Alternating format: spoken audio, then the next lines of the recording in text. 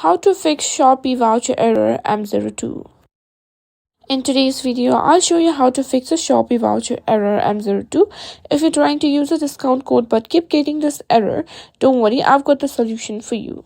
So, what does Error M02 mean? Shopee Voucher Error M02 usually happens for these reasons. First, the voucher is expired or invalid. Second, it doesn't apply to the selected items or shop. Third, you've already used the voucher before.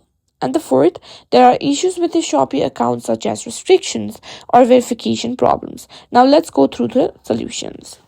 Open the Shopee app and go to the Me tab. Simply go to My Vouchers. Now simply check if the voucher is still active. Read the voucher terms. Some are for only certain products, stores or payment methods. If the voucher has expired or doesn't match your order, try using a different one. Sometimes removing and reapplying the voucher can fix the error. Just do that. This refreshes the system and can solve minor glitches as well.